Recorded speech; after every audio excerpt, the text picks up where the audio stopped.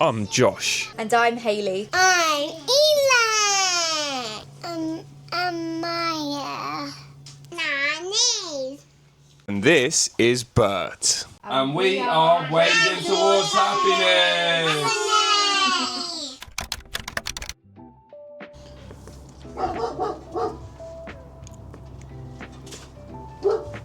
Let me just get into position.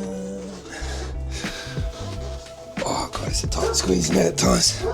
So this is the weed hatch, and this is where the problem lies.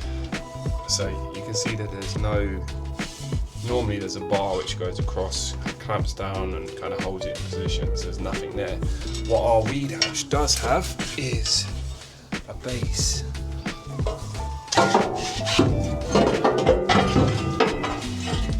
So that's what it looks like.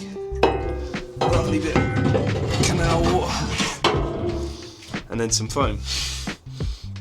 So I think the extension part that sticks down is what Collingwood designed, and we're hoping that that would be enough to stop it from coming open. It's a really dumb design.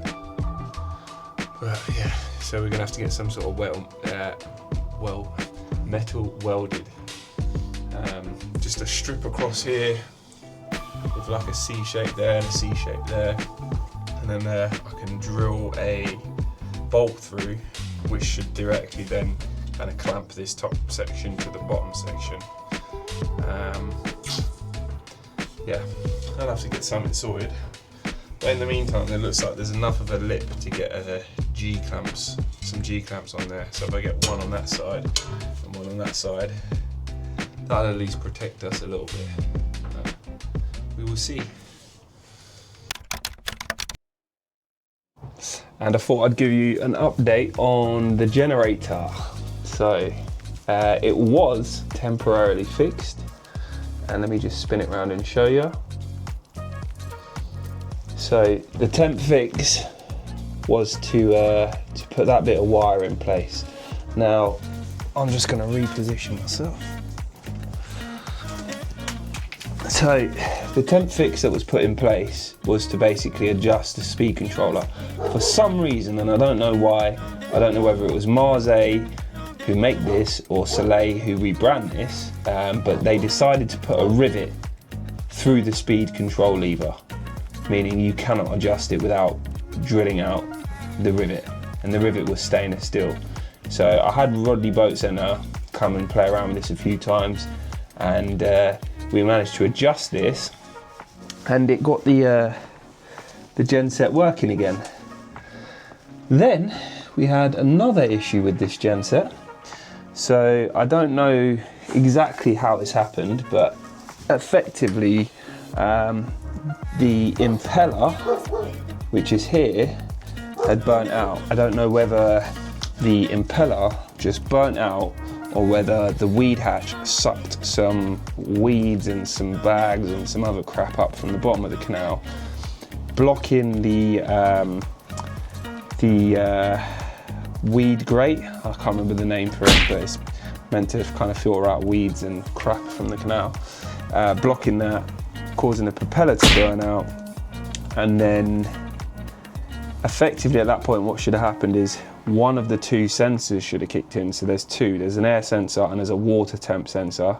The water temp is in the exhaust and the air temp is near the air intake, I think. But one of those should have kicked in for high temps because there's no water being sucked in to cool itself down, and it should have shut the genset off. Neither of those kicked in, and what that resulted in is the exhaust temps exceeding what they should and effectively beginning to burn out components inside the engine. So we woke up, I think, well, we didn't wake up, we were already awake, but Hayley shouted through to me and said, I think I can smell smoke. And I came in the living room and I could see this faint bit of smoke coming near the washing machine, and immediately ran and emergency shut down the genset. And then when I opened the engine bay, it was just bellowing out smoke everywhere. It was I couldn't see the engine from the top of the engine bay. And what had happened was exhaust gases coming through here, exceeding the temperature. Normally water and exhaust gases will come through there, and it effectively got so hot that it melted the water lock. So yeah, more problems with the genset, but good news is I ran it straight past the manufacturer, Soleil, via their UK distributor, and they've agreed to have the work done via Rodley Boat Centre. So yeah, at least that's something. I know it's going to get sorted. When, I don't know, but it's completely non-usable again, which is wonderful. And in case you didn't know what a water lock is, a water lock is responsible for ensuring that water, when you've got a raw water cooled engine or a raw water cooled genset, is to ensure that when you turn it off, water doesn't get siphoned back in and then, you know, flood your engine. So that's the responsibility of the water lock. So it's a very important piece of kit. I can't just connect up without it. But yeah, I think the components speaking to Rodley Boat Centre, that we need to replace is going to be the impeller, the water lock, and that short bit of exhaust that I've held up in the previous shot.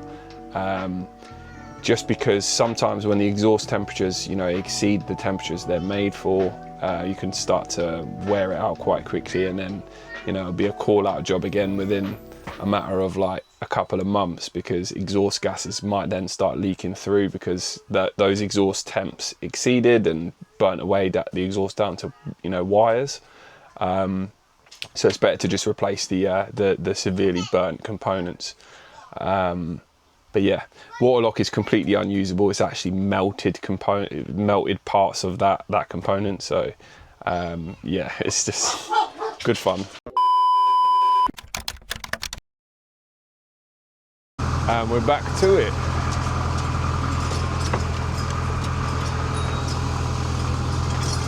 So this is our second attempt down the Leeds Liverpool. The first time Kirkstall was still shut, but we kind of wanted to see how far we could get. This time we know it's open, so we can carry on going all the way to Manchester, towards Manchester hopefully. So yeah, it's not been a great enjoyable journey so far. We left from where did we go? We went Woodlesford to Leeds Granary Wharf and stayed there last night, just because we couldn't face travelling any further last night. And then today we're going from the wharf all the way to at least Kirkstall. So we just got to see what this journey is going to be like, and see how easy it's going to be. We've already had a t-shirt that got caught up in the prop. So yeah, it's been eventful already so far, and the kids have now come out to ruin my shot. Yeah, well, I didn't realise you said. Here we go. Barking. Hi, Dylan. Is it a good boat? Yeah. Oh, I hear something. Can you? What can you hear? Mommy, another one. Yeah. Moving in my. Yeah, it's the engine, isn't it? Huh? He said we can see it's like that big boy with a curly hair like that. Oh, sorry, we'd already moved on though, darling. Why are you barking? There's nothing even there.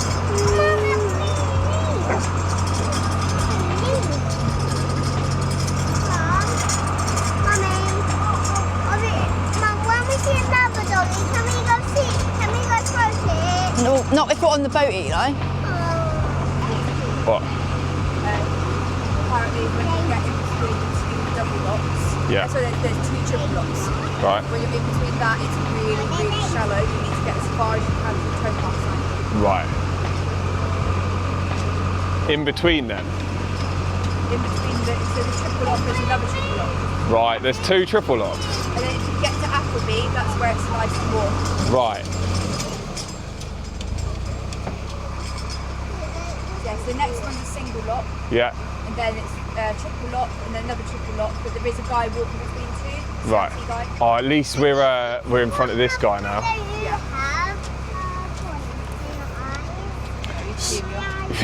So we're aiming today to try and get to at least Kirkstall, but if we can get to, what is it, Appleby? I think so. I might Might have butchered that, but yeah, Apple something. We'll put a marker there or there or there or there. One of them. you need to count. Saying what it is. What 3 words? You don't have life jacket.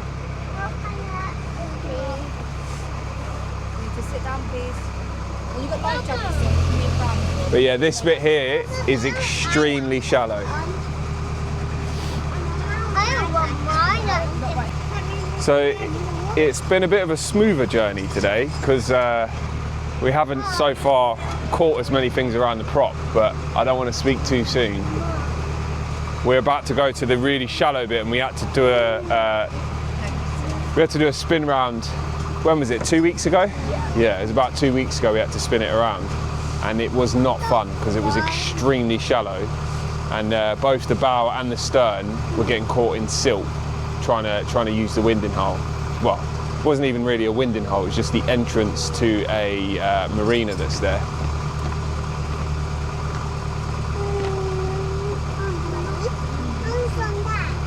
No, just sit there, please. Well, you can go inside then. The option is you need to go inside.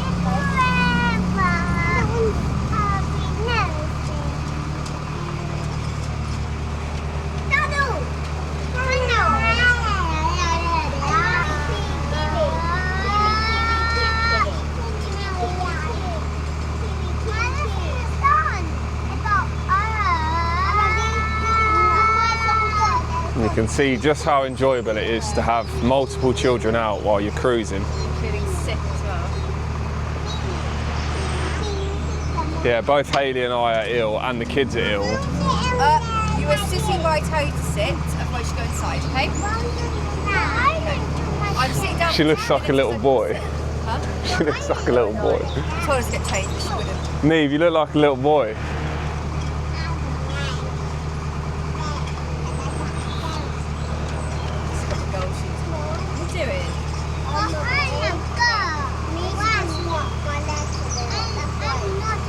Well, you're fine for now.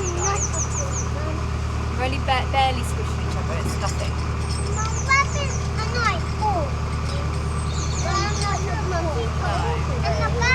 You like?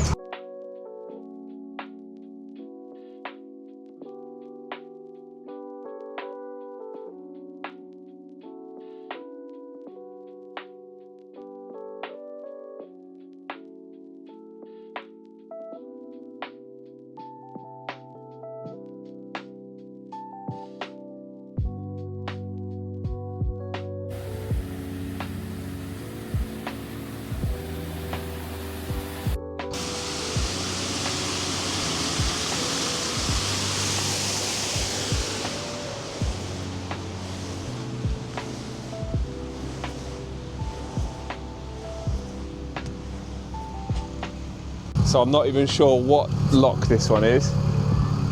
I can't see it from here. I'm not even sure what lock this is, but yeah, it's a flipping nightmare. I'll post the what 3 words, but yeah, it was a nightmare. We hit a bank of silt and then the prop just wasn't taking us anywhere.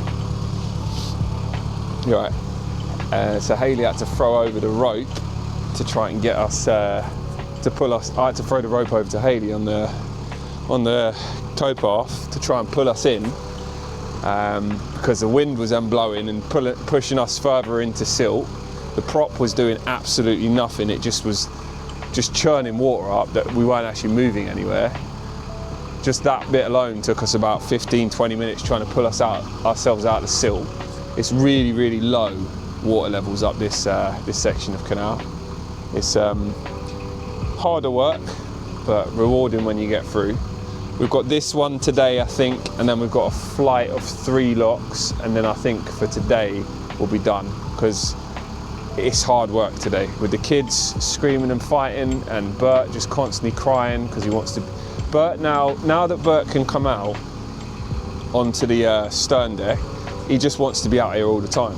So he just cries and scratches the door and just won't leave me alone until I let him out. But then when he comes out, he just barks at other dogs and you know, I'm worried he's just going to jump onto the towpath at some point, and then I've got to try and stop the boat and chase him to get him back.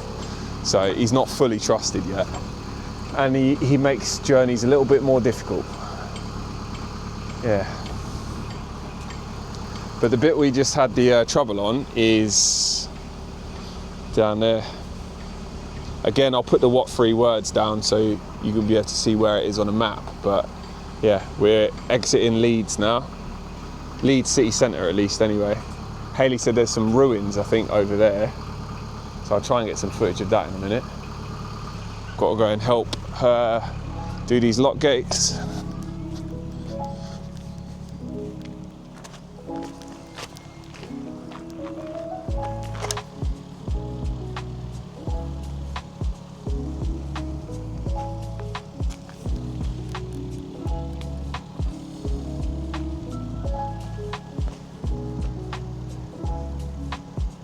At least it looks a little bit deeper on this next section, so we shouldn't have too many problems with the silt. But this gate is not opening all the way.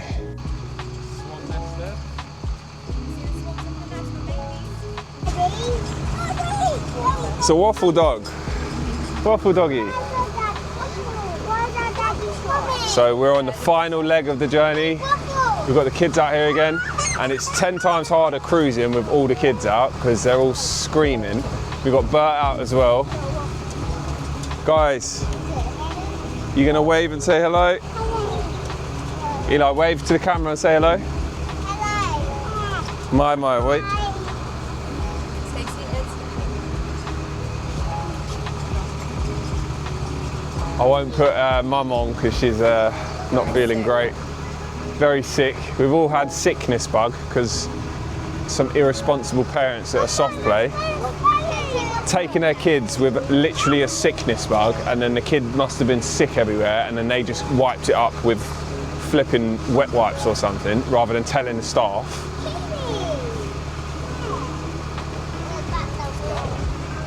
No. Okay.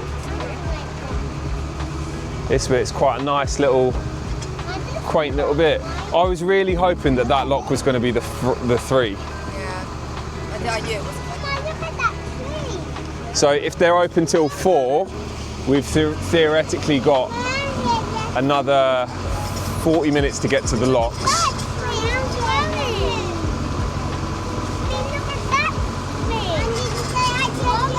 I am going to check the map now just to see where we are. And if it is Appleby, whatever it is. It's not Appleby. No, Appleby's way farther on than that. That was a 6.5 hour journey.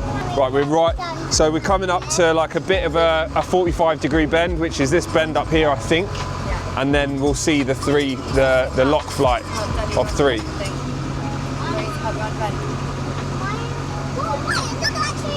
Ready to help you around the bend? No, you should be fine.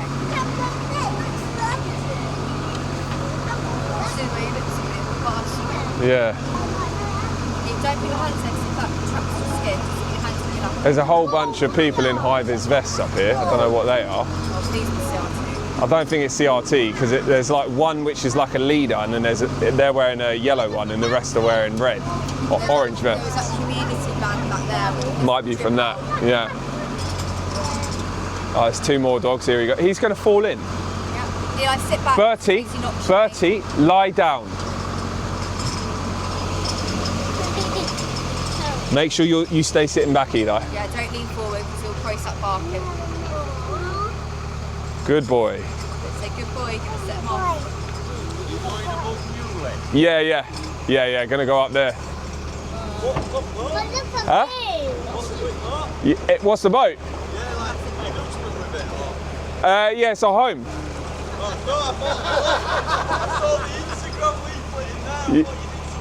Yeah, no, we're just travelling it.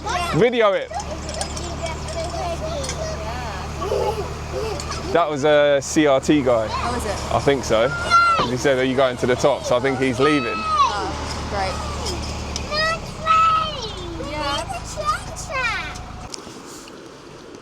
So we finally reached the flight of 3. This is the one we've been dreading. You can see it's got some height to it. We were really hoping that CRT were going to be here, but they're not. They're gone. It's like 3:20 and they're all gone. So hopefully we can make it through without any hiccups, but we'll see.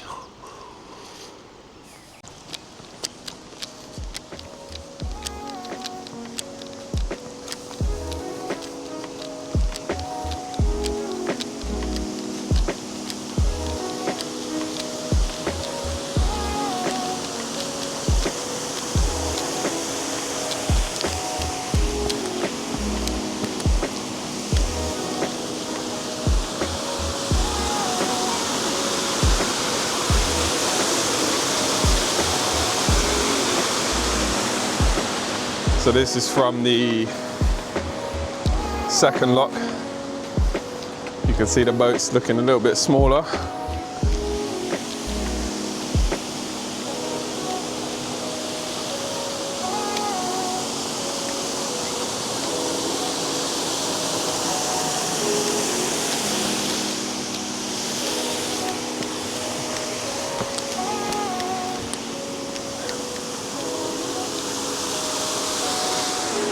And this is from the top lock. Man.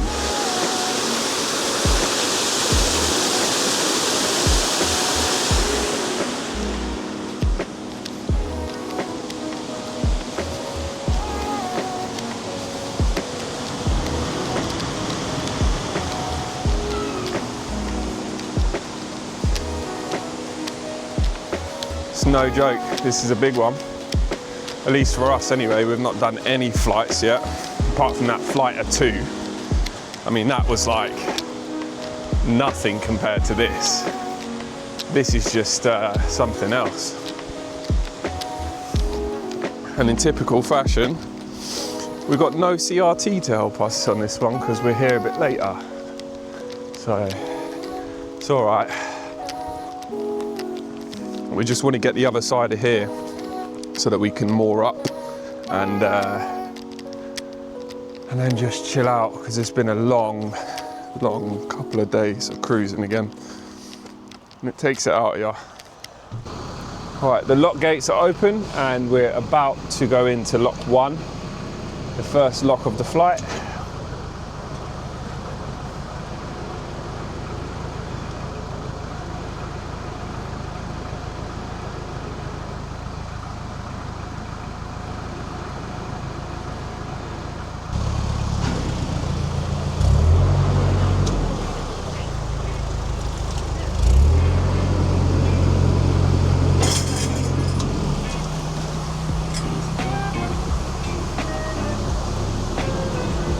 Yeah.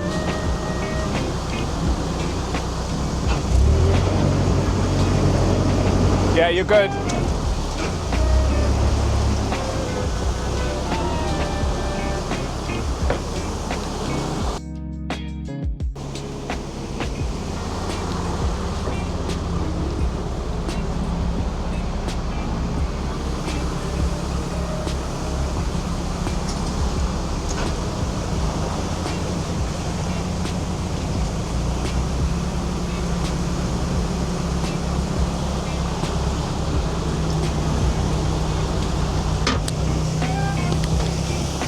Just to give you an idea of what it's like to be in one of these locks.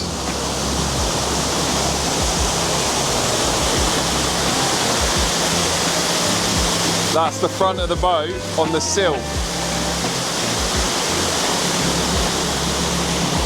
Like right up on the sill. And we got to do that again to close the gates at the back. Give ourselves enough room to shut them. Wait a second.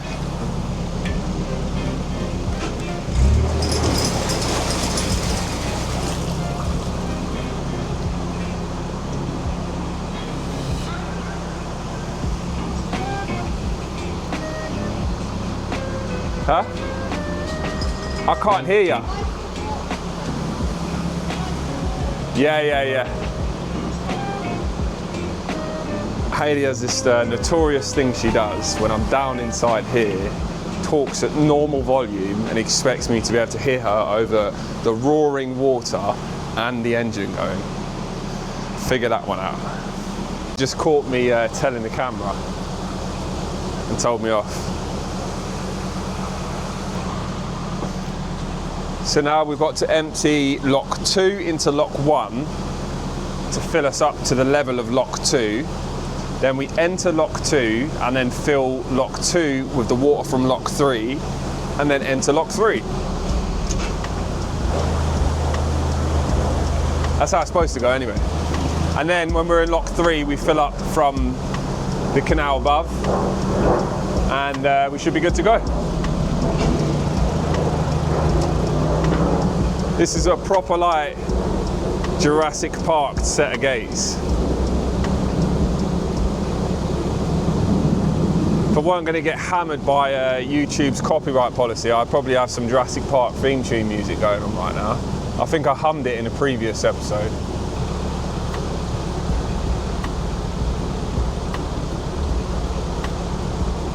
So the biggest problem at the moment for us is like, I'll probably be better suited at doing some of these locks, but Hayley isn't as confident with controlling the boat.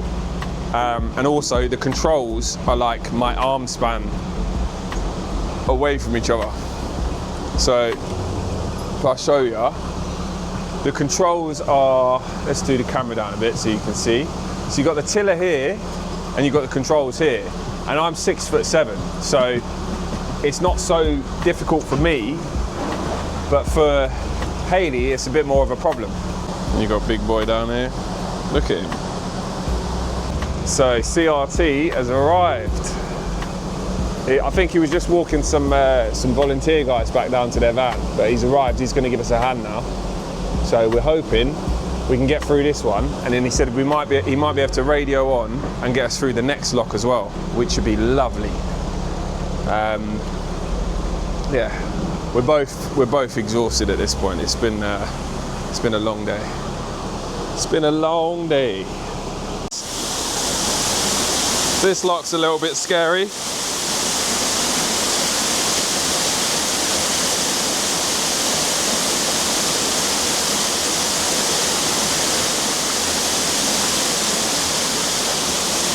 You get wet if you're at the front of there.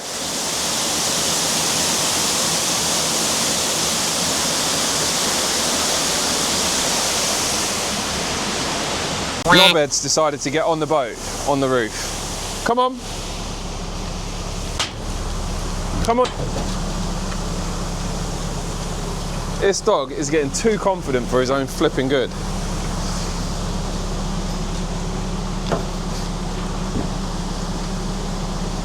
Bertie, what are you doing? You like being a boat dog, don't you?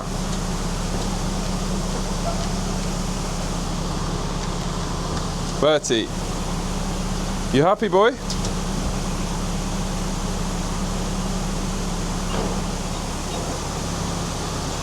Now we're on through to the next lock.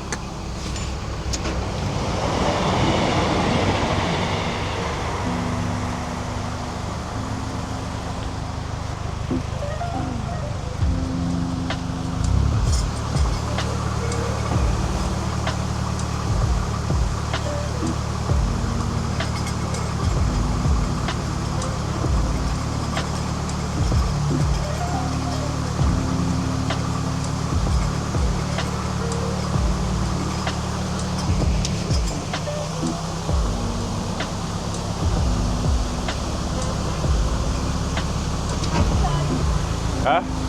No. When I looked over the bow and saw the water coming, I was like, oh my God.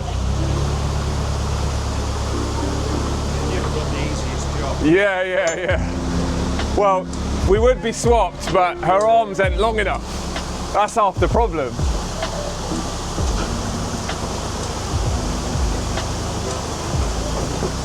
I think we'll use these summer months where there's a few more CRT guys about to help out to get her trained up and a bit more comfortable with it all. Huh? You get the principle in your head. Yeah. She can steer it absolutely fine. I think what it is it's like coming to a stop. It's it's coming to a stop, you know, like mooring up, things like that. I need to get her up to speed on that. And then you can build the locks, can't you? This is it. This is it.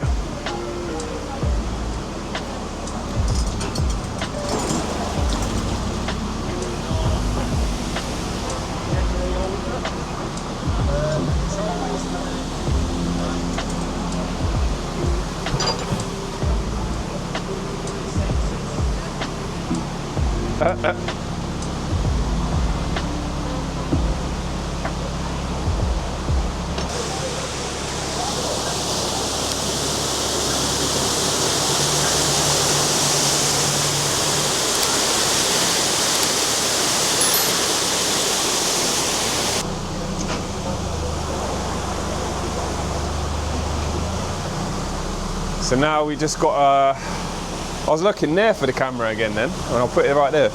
We've got to clear up this lock, and then we've got one lock after this, and we're good. Right, we're starting to go up now. Oh.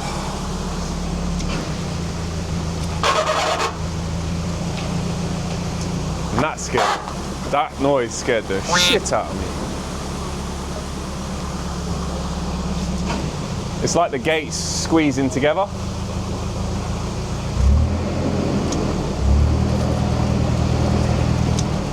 Because it's wet wood, they're just squeezing.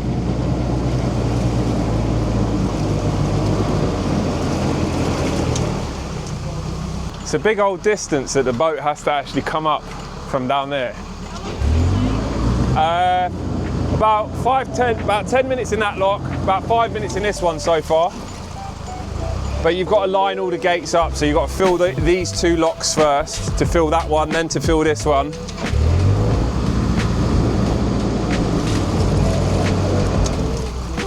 But this is our first flight of 3. So we've never done a lock flight this big. We've only done the one of 2 that's that further down there. So it's all challenges, it's all learning. So we now made it up the second lock. You can see you come up quite some distance now. And we're just going to wait for the lock gates to open this way.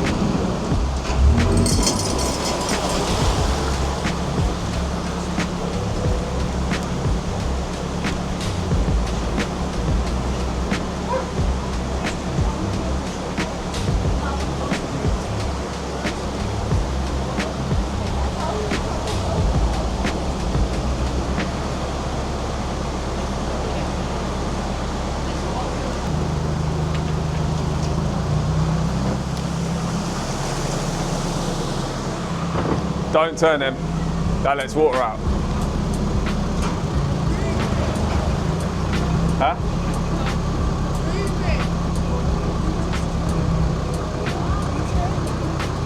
It's all right, they can't turn much because they've got the chain on, but if you turn it too much, it lets water out the gates there, which will drain this one out.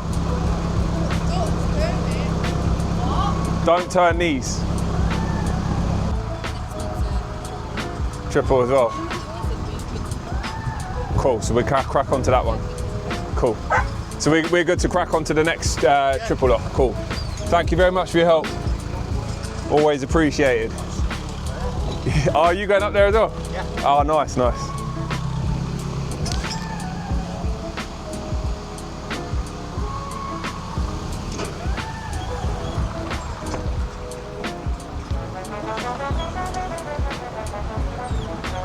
Oh, just one more triple lock to do now. Yeah.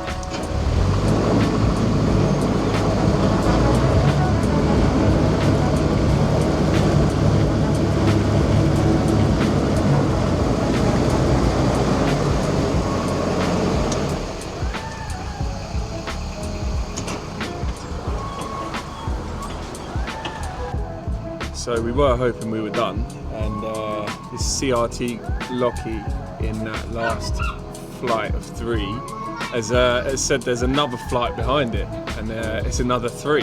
So you've got to come up quite some distance. So yeah, we got to the top of that other lock, then there was about a 10-minute cruise while I charged the camera for a bit. Charged up the camera, and now we're at the next flight now. And you can just see it off in the distance here. So he's just setting the locks now. Once they're set, we'll make our way through, and then he said you can pretty much moor the other side. But as usual, just nice CRT guys. They're always really friendly, really helpful. Can't fault them. And there she is, ready for the next leg of the journey up this flight, which looks like it's going to be a fucking fairly long one.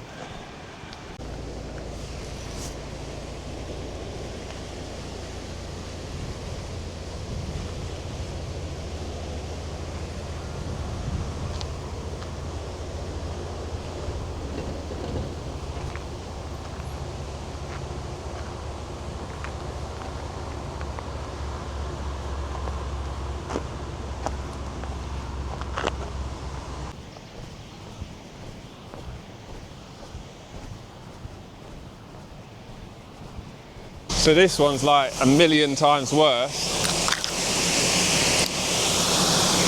Let me show you this.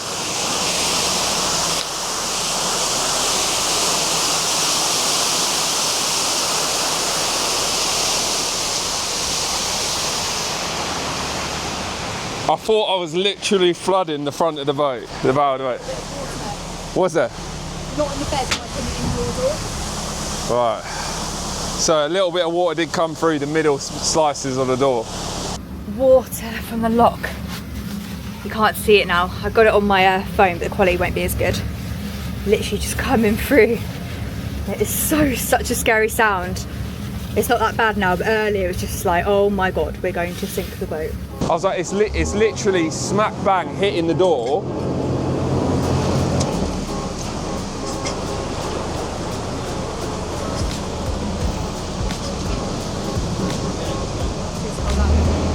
Yes, please.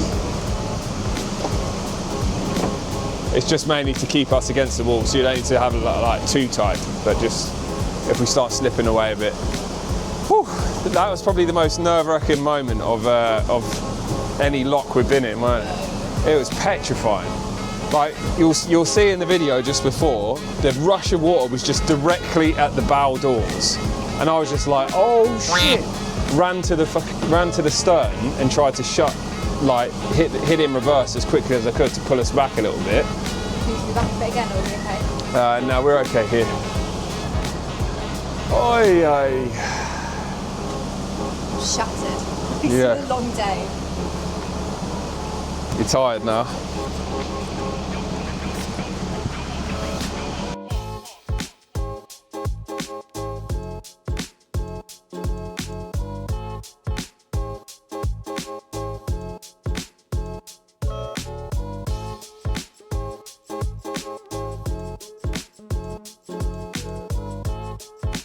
And now we're on to the final lock of the day.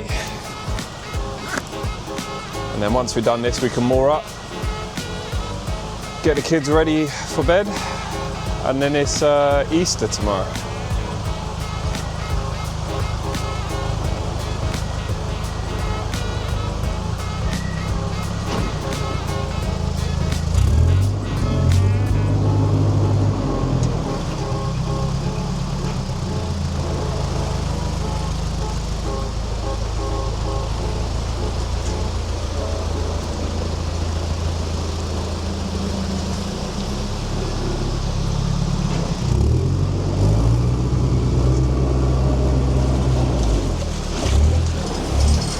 Bit of a bump there.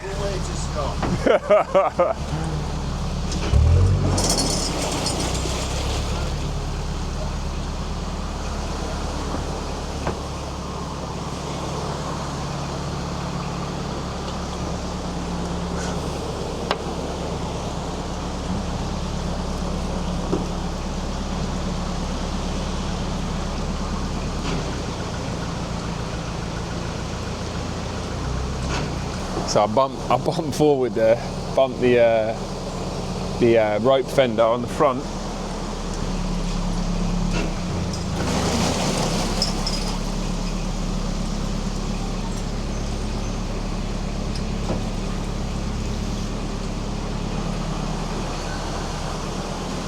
Yeah, this is the last lock of the day, and then we can finally moor up and chill out.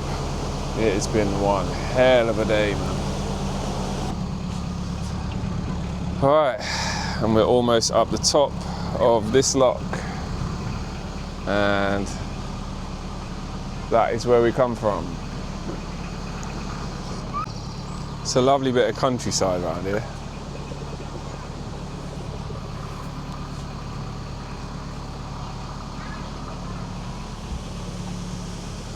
And this is Newlay Locks that we've just gone through.